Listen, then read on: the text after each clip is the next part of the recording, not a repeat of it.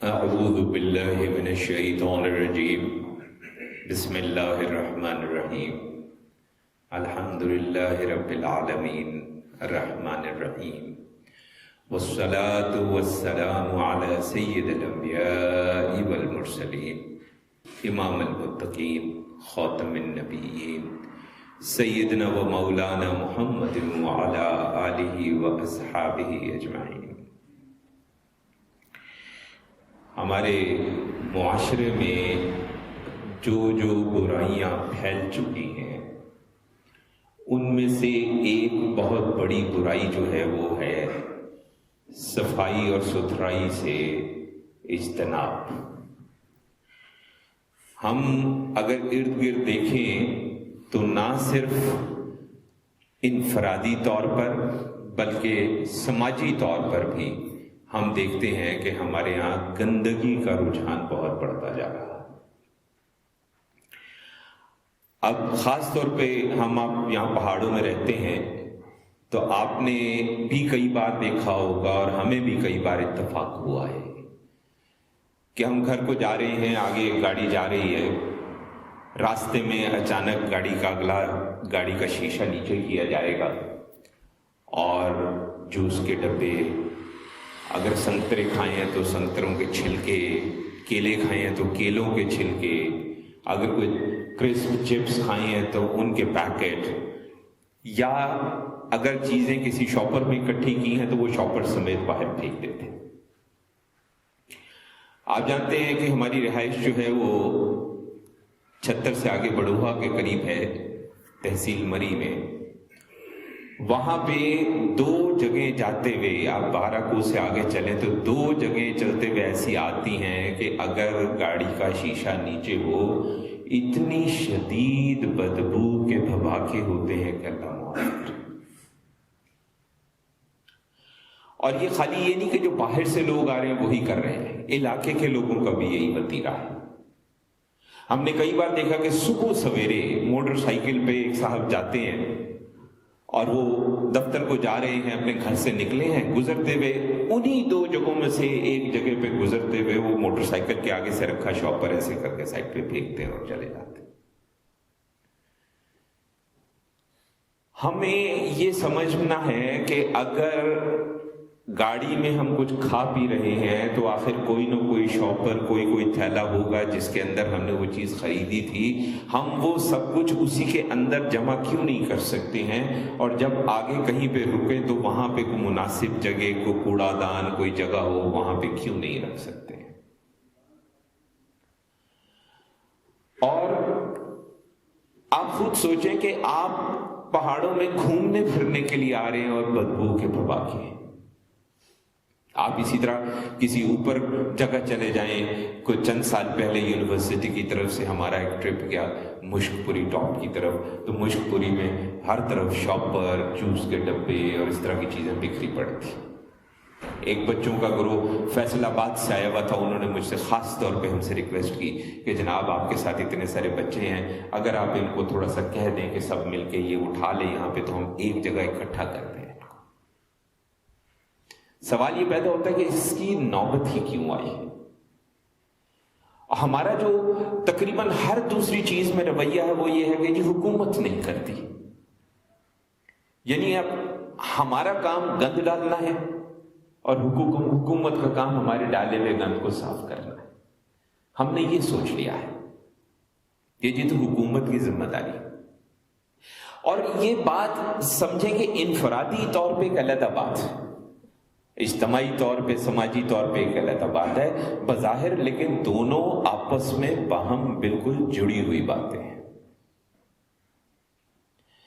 جو اپنے معاملے میں انفرادی طور پہ صفائی ستھرائی کا قائل نہیں ہے وہ باہر جب جائے گا تو ایسا ہی گند پھیلائے۔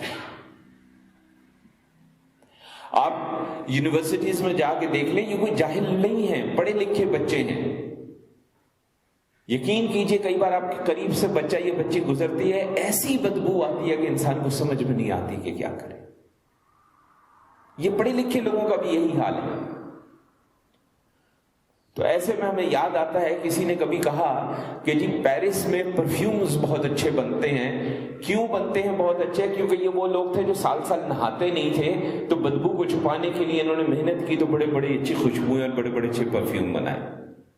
تو اگر آپ کو اتنا ہی بدبودار رہنا ہے تو چلیں آپ بھی بھائی پرفیوم ہی لگا کے آ جایا کریں جہاں بھی آپ آ رہے ہیں. اگر آپ کو توفیق نہیں ملی کہ روزانہ باقاعدگی سے آپ غسل کر سکیں، باقاعدگی سے اپنا ہاتھ دھو کے، ہاتھ منہ دھو کے تھوڑی خوشبو لگا کے آ سکیں، تو چلو بھائی وہ جو بدبودار یورپ نے اپنے لیے خوشبوئیں بنائی تھیں انہی میں سے کوئی اپنے اوپر سپرے کر. ہاں یہ بات ہم سمجھتے ہیں. دیکھیں صفائی کا دین اسلام میں، ستھرائی کا دین اسلام میں انفرادی طور پہ بھی اجتماعی طور پہ بھی بہت زیادہ زور دیا گیا ہے، اور اس پہ مستند الفاظ حدیث میں موجود ہیں مسلم شریف میں کہ صفائی نصف ایمان ہے. اور دیکھیں صفائی کی اتنی تاکید ہے کہ جب ہم نماز پڑھنے لگتے ہیں تو ہمیں کہا گیا کہ وضو کر کے آؤ، پاک ہو کر. اگر غسل واجب ہو گیا ہے تو ہمیں کہا گیا کہ فوراً غسل کرو، پاک ہو کر آؤ. ہم یہ بات سمجھتے ہیں کہ ایک شخص فرض کریں مزدور ہے یا بڑھائی کا کام کرتا ہے یا لوہار کا کام کرتا ہے یا کوئی ایسا کام کرتا ہے جس میں اس کے کپڑے گندے ہو جاتے ہیں، پسینے کی وجہ سے اس میں بدبو آ جاتی ہے، اور مسجد سے اذان کی آواز آتی ہے اور وہ چل کے آتا ہے، وضو کرتا ہے، نماز پڑھتا ہے، ہمیں سمجھ میں آتی ہے کہ یہ بدبو کس وجہ سے، اس کی محنت کی پسینے کی بدبو ہے. لیکن ہم اس کی تو بات ہی نہیں کر رہے ہیں، اس پہ تو ہم اعتراض بھی نہیں کر رہے ہیں.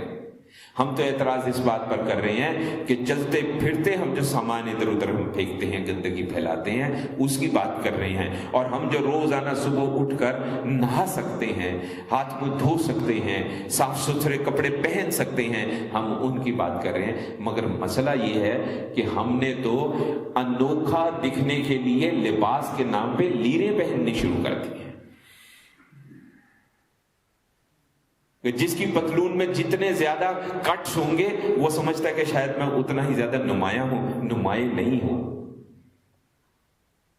یہ بال سر کے، ان بالوں کو سلیقے سے رکھنا حدیث میں حکم ہے. اور اگر ہم میں سے کوئی یہ سمجھتا ہے کہ میں اپنے بالوں کے کانٹے بنا کر کوئی انفرادی طور پہ کوئی انوکھا لگ رہا ہوں، اللہ کے نبی صلی اللہ علیہ وسلم کی نافرمانی کر رہا ہے وہ شخص. طہارت اسلام کا درہ امتیاز ہے. قرآن مجید میں باقاعدہ تلقین ہے اس کی، احادیث مبارکہ میں باقاعدہ تلقین ہے اس کی. قرآن میں سورہ المدثر کے اندر اللہ نے کہا کہ کپڑوں کو پاک اور صاف رکھیں. سورہ البقرہ میں کہا کہ طہارت اور پاکیزگی اللہ کی محبوب اور پسندیدہ چیزوں میں سے ہے. سبحان اللہ. سورہ توبہ میں اللہ تبارک و تعالیٰ کا فرمان ہے ایسے لوگ ہیں جو پاک رہنے کو دوست رکھتے ہیں اور اللہ پاک رکھنے والوں کو دوست رکھتا ہے. یعنی ہم کہتے ہیں نا قرب الہی کا راستہ چاہیے، ہمیں ولایت کا راستہ چاہیے. ولایت کے راستوں میں سب سے آسان قریب ترین راستوں میں ایک صفائی ہے. اور یہ صفائی صرف ظاہری نہیں، یہ صفائی باطنی بھی، اندرونی بھی. زبان کو قابو میں رکھیں، زبان صاف رکھیں، نگاہ کو صاف رکھیں، کانوں کو صاف رکھیں، چھونے کو صاف رکھیں، لباس کو صاف رکھیں. ہم صرف صفائی اوڑھ لیں، انشاءاللہ اللہ کا قرب نصیب ہونے کا قوی امکان ہے. حدیث شریف میں آتا ہے صفائی جو ہے وہ نصف ایمان ہے. مسلم کی حدیث ہے، ابو داود شریف کی حدیث ہے. ہمارے ہاں حضور اکرم صلی اللہ علیہ وسلم تشریف لائے تو ایک شخص کو دیکھا جس کے بال بکھرے ہوئے تھے. فرمایا کہ اس کو کوئی ایسی چیز نہیں ملتی جس سے یہ بالوں کو اکٹھا کر لے. یعنی یہ تو نبی کریم کا حکم ہے. نبی کریم صلی اللہ علیہ وسلم کی ذہن میں رکھیں، نبی کریم صلی اللہ علیہ وسلم کی رائے جو ہے وہ بھی حکم کا درجہ رکھتی ہے. اچھا، ایک اور شخص کو پھر دیکھا کہ وہ میلے کپڑے پہنے ہوئے تھا تو آپ نے فرمایا کیا اسے ایسی چیز نہیں ملتی جس سے یہ کپڑے کو دھو لے؟ یعنی میلے کپڑے، بالوں کا بکھرنا، یہ دو چیزیں بھی نبی کریم صلی اللہ علیہ وسلم کو ناگوار گزری. کیا کر رہے ہیں؟ اچھا، پھر ہم میں سے بہت سے لوگ کس لیے کر رہے ہیں؟ پچھلی جمعے کی نشست میں ہم نے بات کی تھی کام چوری کی، سستی کی، کاہلی کی. ہم میں سے بہت لوگ جو ہے نا وہ سستی، کام چوری، کاہلی کی وجہ سے اس گندگی میں پڑے ہوئے ہیں. یار میں تھکا ہوا بہت ہوں، اٹھ کے کیا میں نے دانت صاف کرنے ہیں، سو جاتا ہوں. ہم تو کہتے ہیں کہ جو رات کو دانت صاف کر کے وضو کر کے بستر پہ جائے، اللہ تعالیٰ اس کو کمال مرتبوں سے نواز دیتا ہے. ہمارا تو یہ ایمان ہے اور ہماری سستی ہے یہ. اور سستی کیا ہے؟ شیطان کی کامیابی ہے. کاہلی شیطان کی کامیابی ہے. کام چوری شیطان کی کامیابی ہے. اسی طرح موطا امام مالک میں حدیث موجود ہے، ایک شخص آیا جس کے سر اور داڑھی کے بال بکھرے ہوئے تھے. اس کی طرف اشارہ کیا حضور اکرم صلی اللہ علیہ وسلم نے، تو انہوں نے الفاظ میں لکھا ہے کہ اشارہ کیا گویا جیسے بالوں کو درست کرنے کا کہہ رہے ہو، اس طرح اشارہ کیا. وہ شخص درست کر کے آیا تو حضور اکرم صلی اللہ علیہ وسلم نے فرمایا کہ کیا یہ اس سے بہتر نہیں ہے کہ کوئی شخص بالوں کو اس طرح بکھیر کر آتا گویا وہ شیطان ہے. یعنی بکھرے بالوں والے کو حضور اکرم صلی اللہ علیہ وسلم نے شیطان قرار دیا ہے. حالانکہ کہنے کی بات ہے تھوڑے سے بال ہیں، کیا فرق پڑتا ہے. اسی طرح جمع الجوامع کے اندر ایک روایت موجود ہے، ترمذی کی پہلے روایت عرض کرتے ہیں. ترمذی میں ایک روایت موجود ہے، اللہ طیب ہے، یعنی خوشبو کو دوست رکھتا ہے، ستھرا ہے، ستھرائی کو دوست رکھتا ہے، کریم ہے، کرم کو دوست رکھتا ہے، جواد ہے، جود و سخاوت کو دوست رکھتا ہے.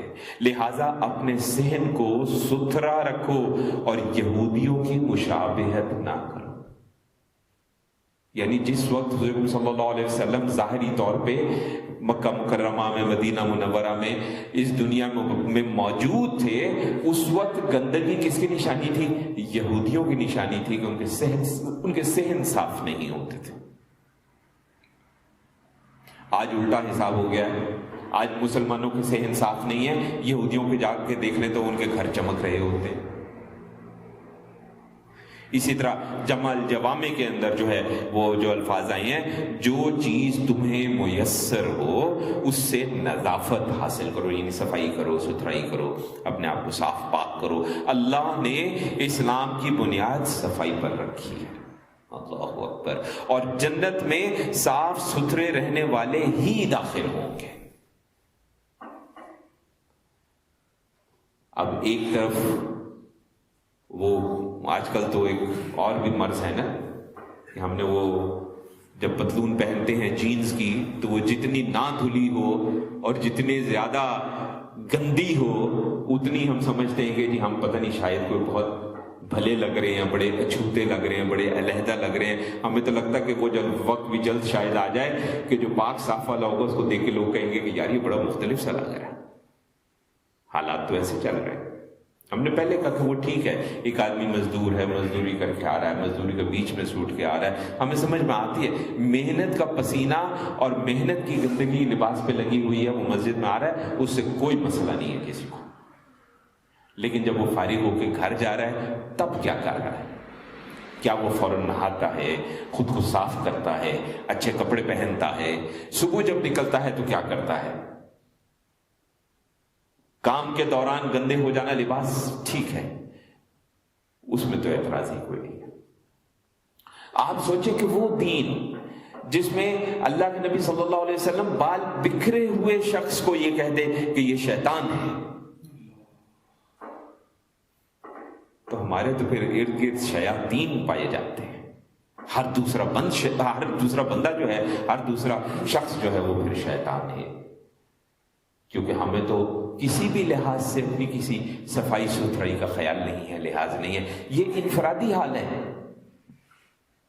ذاتی صفائی جو ہے، جو دین اسلام نے جس کو پسند کیا ہے، وہ جو ذاتی صفائی ہے، کتنے لوگ ہیں دیکھنے کی ضرورت ہے کہ وہ باقاعدگی سے ایسا کرتے ہیں۔ بزرگان دین نے کہا کہ ہفتے میں ایک دفعہ کم از کم ذاتی صفائی کرنا مناسب ہے۔ چلیں 2 ہفتے میں ایک دفعہ کر لیں،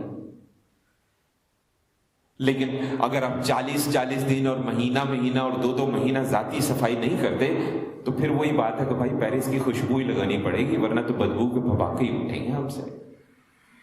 کیونکہ آپ جتنا مرضی نہا لیں، اگر ذاتی صفائی انسان کی نہیں ہے تو ہلکا سا بھی گرمی ہو جائے انسان میں سے بدبو اٹھنے لگ جاتی ہے۔ خیال رکھنا چاہیے۔